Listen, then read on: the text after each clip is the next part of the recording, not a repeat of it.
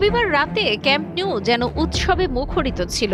Robert লেভানডস্কির দুর্দান্ত হ্যাটট্রিকে Celta ভিগোকে ৪-২ গোলে হারিয়ে লা লিগার শিরোপা দৌড়ে নিজেদের অবস্থান আরও মজবুত করে বার্সেলোনা। এই জয়ে রিয়াল মাদ্রিদের সঙ্গে তাদের ব্যবধান নেমে এসেছে মাত্র ৩ পয়েন্টে। ফলে নতুন করে জ্বলে উঠেছে শিরোপা লড়াইয়ের উত্তেজনা।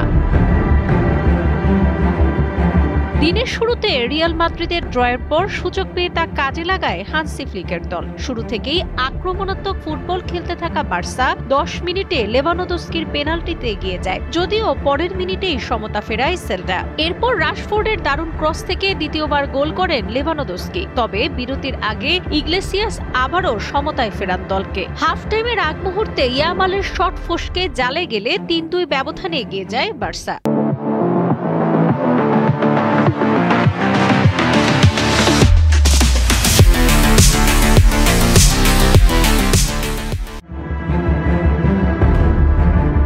দ্বিতীয়ার্ধে বার্সা নিয়ন্ত্রণ ধরে রাখলেও সুযোগ কম ছিল। অবশেষে ৭৩ মিনিটে রাশফোর্ডের পাশ থেকে হ্যাটট্রিক পূর্ণ করে জয়ের ভিত্তি গড়ে দেন লেভানডস্কি। যোগ করার সময়ে ফ্র্যাঙ্কি ডি ইয়ং লাল কার্ড দেখলেও ফল বদলায়নি। জয় নিয়ে মাঠ ছাড়ে বার্সেলোনা, আর ১২ ম্যাচ শেষে রিয়ালের চেয়ে ৩ পয়েন্ট পিছিয়ে থেকে লিগের শীর্ষ প্রতিযোগিতায় নিজেদের অবস্থান শক্ত করে।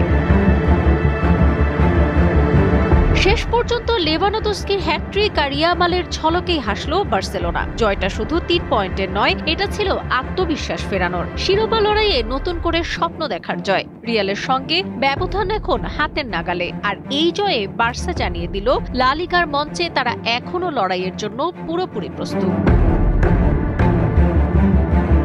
সাবরিনা কাজী, কালের কণ্ঠ।